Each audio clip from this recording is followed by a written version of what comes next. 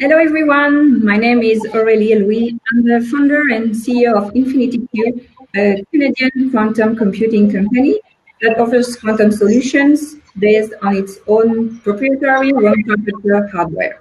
And today I'm very happy to be with you, and I'm super excited to welcome these three outstanding women, Anna Reitman, Sophie Robinson, and Katherine Wright, three journalists with unique backgrounds.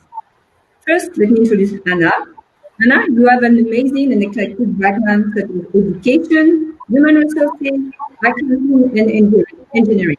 So very different. In 2017, you became the editor of Accounting Finance Monitor, the media outlet focused on markets, published by consultancy firm Canadian, where you cover the intersection of finance and advanced technologies such as quantum computing. Sophie, you are a managing editor in academic publishing. You work at the Engineering Society publisher, the Institution of Engineering and Technology, where you manage a portfolio of titles, including the open access journal EIT Quantum Communication. You also work on various science and technology portfolios at Oxford University Press, Taylor and Francis and Rothschild. Sophie, your background is in humanities and you specialize in urban literature in your postgraduate degree. Katherine, you received your PhD from the University of Cambridge, UK, where you studied thin surface phenomena, soft matter, and biological systems. Wow.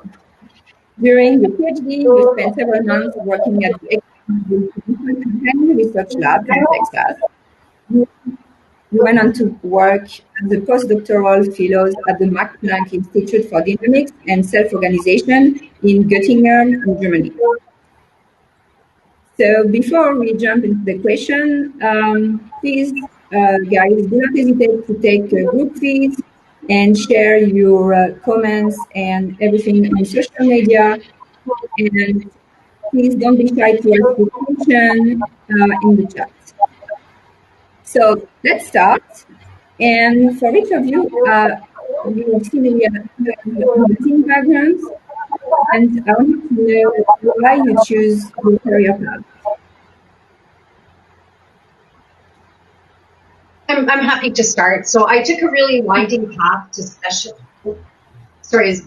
I took a pretty winding path to end up with specialized financial journalism. And so one of the things I think that people find really interesting about me is that I'm a high school dropout as a teenager. And then about 10 years later, I became the principal of a school for adults.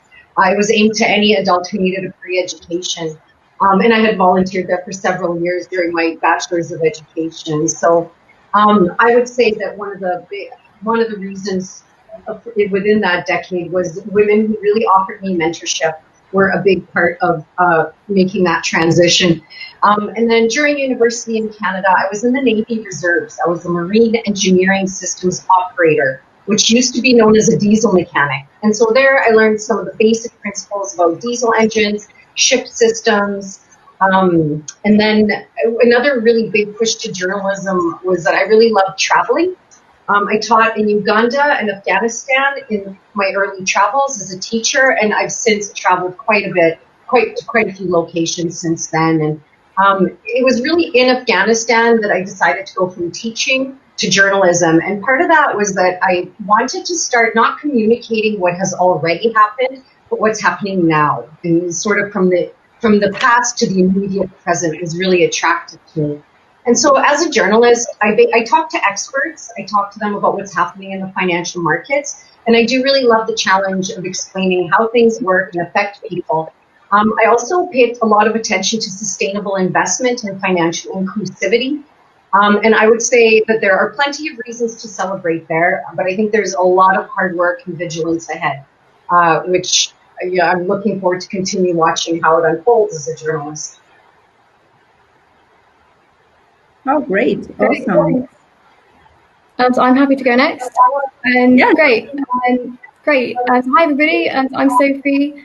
I became involved in science and technology and academic publishing because I've always been intrigued by S&T research but I definitely have a more humanities-based mind when it comes to writing the research itself. So being a journal's managing editor within scientific publishing allows me to manage and work on a collection of journals and to work with their strategy plans to ensure that they're the best journals that they can be, to encourage researchers to essentially publish with us. So I essentially chose this career because I enjoy working in the background, so to speak. So I essentially like being a small cog in part of a much larger and broader picture when it comes to encouraging the S&T research on a global scale. I also chose this career path because I'm driven by targets and results. So as an example, I manage a journal called IET Quantum Communication, and this is a newly launched open access journal. So I'm sure that quite a few of you will have already heard of it. I know that Denise sent out a really great email about the journal recently. So I basically set myself several targets to meet since managing the journal, and as a result of directly expanding my usage and awareness of the journal itself, and meeting the targets that I set for myself. We have a really exciting issue 2 due to publish in the next few days. So overall, just being driven by the results that you set for yourself and also having something to show for it. Like, I'm proud to say that I was at the beginning of this commissioning conversation, and here's the finished article published in an issue. That's just really something that I really quite enjoy, and the reason why I chose to be in academic publishing. Wow, very, very interesting. And Katherine, your turn. I'm not sure I really chose this career. I think I fell into this career.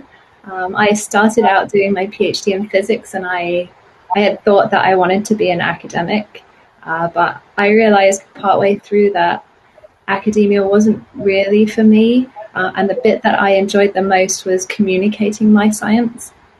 So I started to do some of that on the side. In Cambridge, I wrote for the university's science magazine about research other people were doing. I started blogging for a journal, like writing about talks that I'd seen at conferences. And then when I finished my postdoc and I was looking for jobs, I saw one as an editor of a journal. And I wasn't sure it was quite what I wanted for a long-term career, but they had this opportunity to do some science writing on the side. So I went for that. And then slowly over the last 8 years, I've moved from being a journal editor managing peer review to being a full-time science writer. And I've taken all the opportunities I could along the way. I have done a master's degree in journalism along the side while I was working, so I could gain some of the skills that I felt I was missing. I don't necessarily know that you have to have a full and direct, clear path as to what you want to be, but when opportunities arise and things that interest you, if you take hold of those, you never know what's going to happen, and that's how I ended up in journalism, I really love it. Wow, great. And I see a lot of opportunities, and also I can feel a lot of passion in your career path. So what do you enjoy in your job, and what inspires you? Maybe Sophie, you can. Yeah, sure. So I definitely, in my role, I definitely enjoy the different learning opportunities there are within S&T publishing. So, for instance, regardless of your skill set, you can become involved in any part of the publishing experience, really, whether that be like sales or marketing. You'll always be part of that larger picture that is encouraging global and research. I also enjoy the role mainly because of the diversity of people that I'm in contact with. So I work with a range of editors and editorial boards that are all internationally diverse. They've all had different journeys, and it's just amazing having conversations with varying academics and to understand their research and where they're coming from. And it's just all playing part of a bigger picture to develop the journals that I'm working on. And also on the back of that, internationally, in international point, I've also been fortunate to travel throughout North America and the UK quite a lot.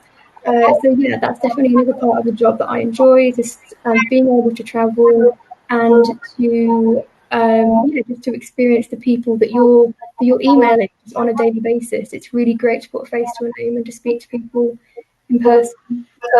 In terms of integration, I've been really fortunate enough to work with some really strong women, some strong female managers, and whether that be the researchers themselves, the authors that I'm working with, or on a publishing or in a publishing capacity, as previous managers and current people in my team.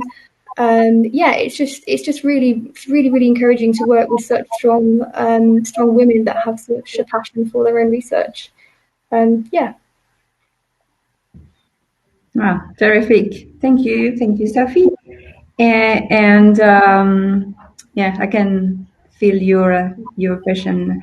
And we are in the Women in Quantum Summit, so quantum computing is something that interests everybody. And Anna, you are working in for a journal that brings together finance and quantum computing. So I would love to hear what you think of quantum computing and your comment and your thought about the field. Right. It's really hard not to get philosophical about it, but that's not generally what I get to write about, right? But I also think it's really hard to overstate the evolutionary leap that's going to come from 0 or 1 to 0 and 1. It's the non-binary realities really are staring us in the face as an engineering reality. So that's pretty amazing. But the truth is, I've been writing about quantum computing and finance since about 2015. Right. And the kinds of topics I cover are fairly limited to the way that the tech is adopted in financial markets. So I'll tell you what that looks like at the moment. And it's grown tremendously. Right. So certainly there's a fair share of speculation about where the big breakthroughs are going to come from. And one of the reasons some people think that's going to be in finance is for the same reason that people rob banks. It's because that's where the money is. And that's a little bit glib, though, because I think there is, of course, technical reasons for that. And one of them that I've heard is that it's really about the algorithms in finance. So even a slight fractional improvement in an algorithm has a massive impact for outcomes in finance, right? And so I would also add that there's quite a bit of effort that's being made in designing practical heuristics to quantum computing as well. And they do come together in a research capacity, right? But essentially, financial markets are interested in anything that tackles the enormous computational bulk that it takes to make a variety of calculations. And so optimization is a really big deal. I'm sure some of you have seen that. That comes into portfolio management or transaction settlement. And I'm not sure how familiar people are with the processes of financial markets, right? But, it's, for example, where you have securities delivered against a payment. And so a whole lot of processes have to function through different intermediaries in the market, right? So the details of the trade have to go in, and then the currencies, and then there's a batch of transactions, and there's credit and collateral facilities. And this system to be optimized, Barclays and IBM, I think, I put out a paper on that. There's also risk management is kind of a big deal too, and also fraud analytics has been coming up quite a bit.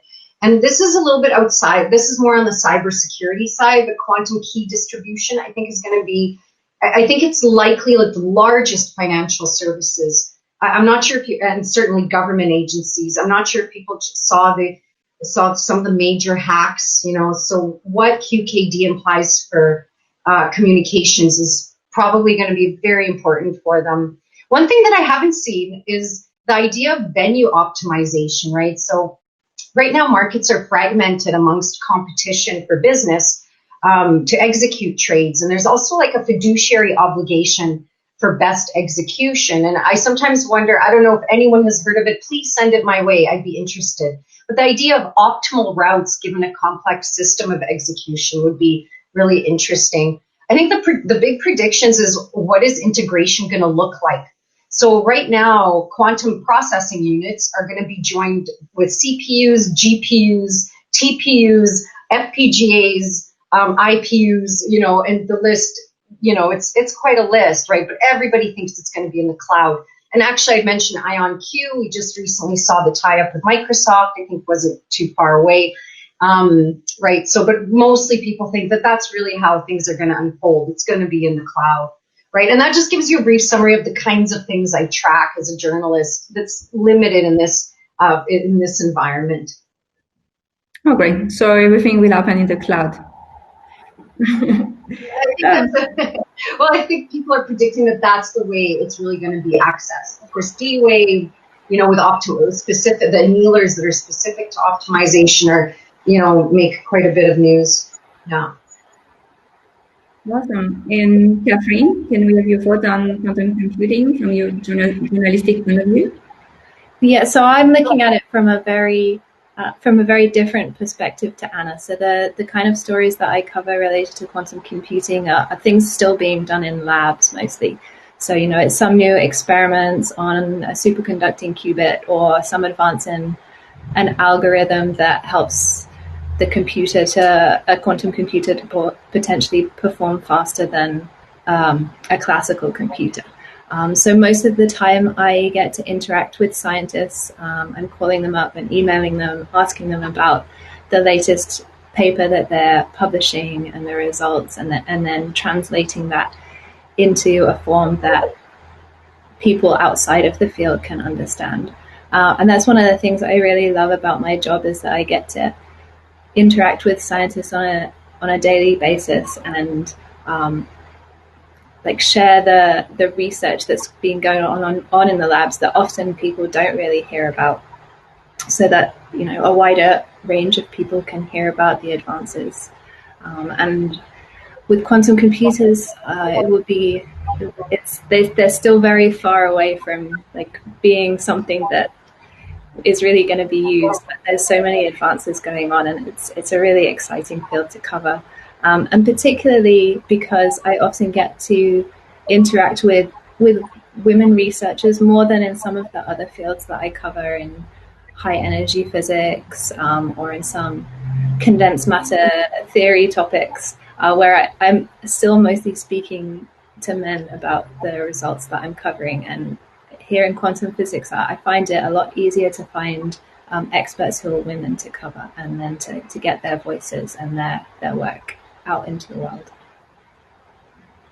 Yeah, that's a very good point. A lot of women are in quantum, actually, and I think this summit proves that women have a good positions and play a big role in quantum.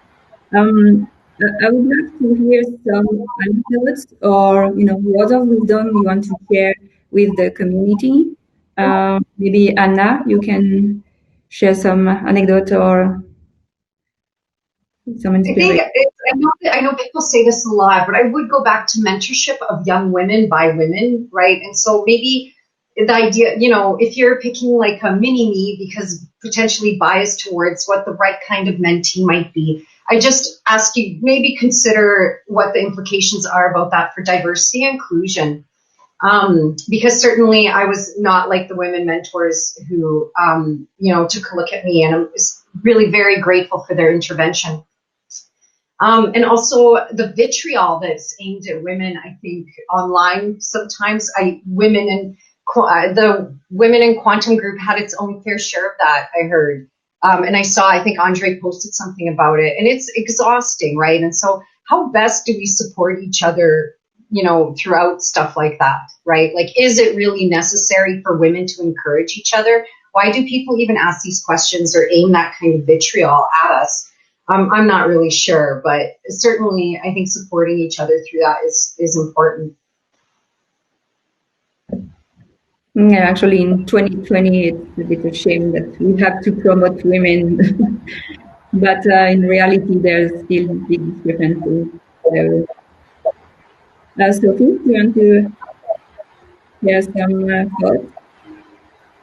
Sure. I guess my main anecdote would be largely from the back of what Katherine said earlier, that there's no clear path, essentially, to the goals that you're aiming for. So if one opportunity closes to you, don't necessarily close your goal purely because the most streamlined opportunity has suddenly changed. Just keep driving towards your goals, really.